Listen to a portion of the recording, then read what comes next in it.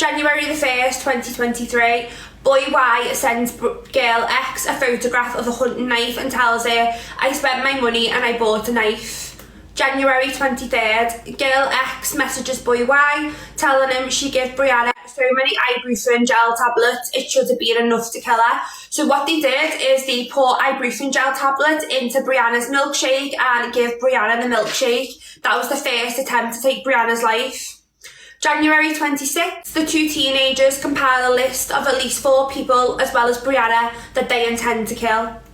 February the 3rd, girl X sends boy Y a picture of a handwritten note and their plan of how to kill Brianna, titled Saturday the 11th February 2023, victim Brianna.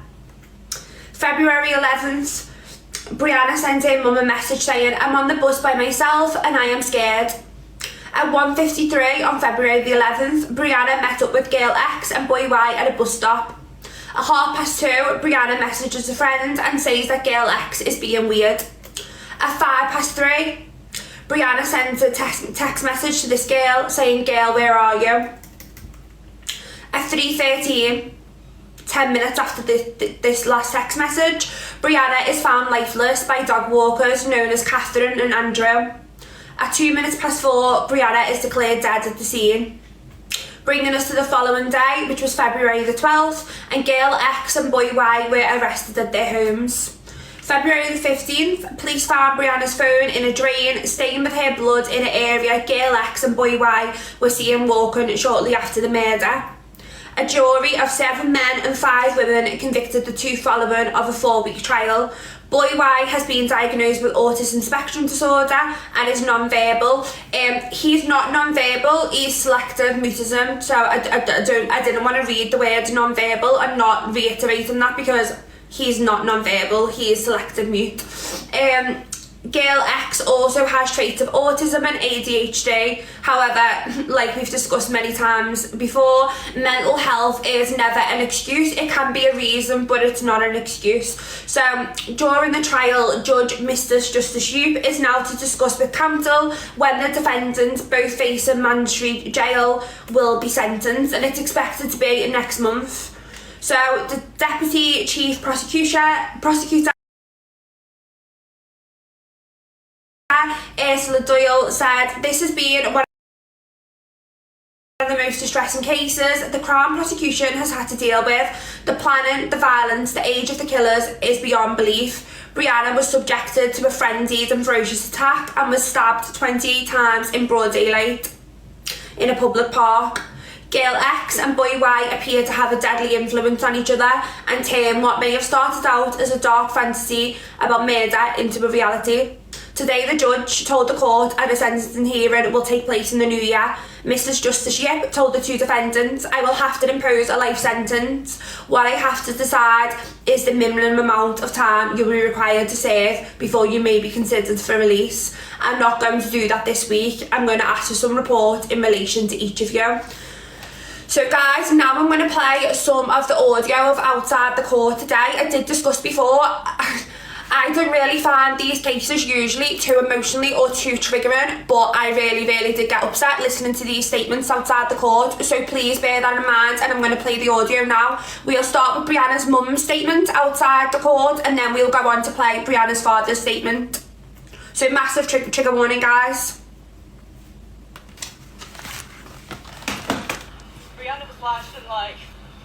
She was funny, witty and fearless. We miss Brianna so much, and our house feels empty without her laughter. Fearless child must have been. When she was alone in that park with someone that she called her friend will haunt me forever. Prior to the trial, I had moments where I felt sorry for the defendants because they had ruined their own lives as well as ours. But now knowing the true nature and seeing the remorse for what they have done to Brianna, I have lost all sympathy that I may have previously had for them. And I am glad that she is in prison and away from society. I would like to take this opportunity to give my thanks to all involved in the outcome today. Thank you to Cheshire Police and the CPS for all of the hard work that has gone into building this case following a thorough investigation led by DCI Adam Waller and DI Nige Parr. Thank you to our liaison officers, DC Sarah Newton and DC Linda Turtle, for supporting us throughout the investigation and trial with such professionalism and kindness. Thank you to Justice Yip for ensuring a fair trial has been carried out for all. Thank you to the prosecution, Deanna Hare, Casey and her team for all of the hard work throughout and for advocating for Brianna in such an outstanding way. Thank you also to the jury for making the right decision based on the evidence.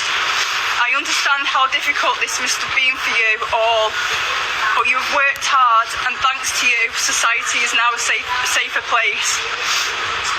Thank you to all of those who gave evidence, with special thanks to the couple who found Brianna and PC Chadwick, the first officer on the scene. I'm so grateful that in the last moments of her life, she had the concern and kindness from you all, and I undoubtedly know that you did all you could do to help my precious child. Thank you to the majority of the press who have reported sensitively throughout.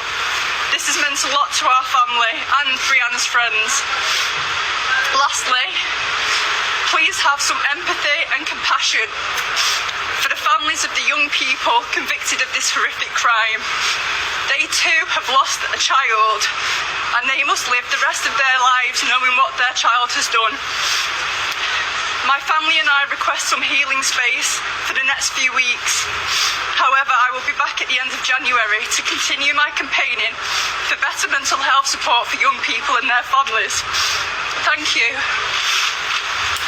Right guys, that was Brianna's mum's statement. I'm now going to play Brianna's father's statement, and this is one I really did struggle with. It is very upsetting, so please bear that in mind.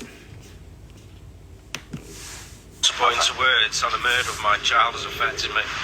I never stopped loving her and I never will. And when she was little, I remember the faces she would pull to make me laugh, the cheeky giggle, the funny dances are engraved in my memory. I knew she was going to be a star, and the amount of support she received from the followers on TikTok proved this. She shared her TikTok videos with me all the time, and I was so proud of what she could do. Showed me how she would do her makeup. She had such an amazing talent, and I enjoyed sharing this with family and friends. I look into her eyes and they shine back at me.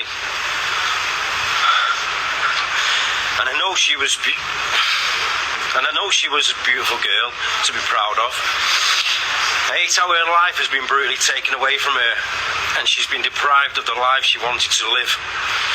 It's difficult to comprehend how some people can do these vile things in the world and don't understand how cruel and heartbreaking their actions can be. The impact on Brianna's death has not just affected me as her father, but also my whole family. My heart bleeds every day for Brianna, and this will never go away. And the amount of guilt I have can sometimes be unbearable.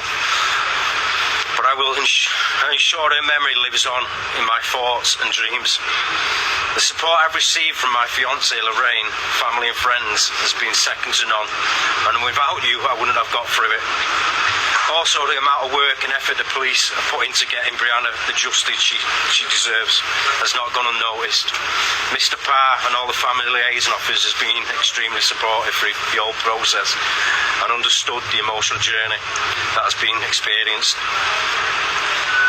I also want to express my gratitude to PC Andrew Chadwick and the paramedics who tried all they could to try and save my daughter.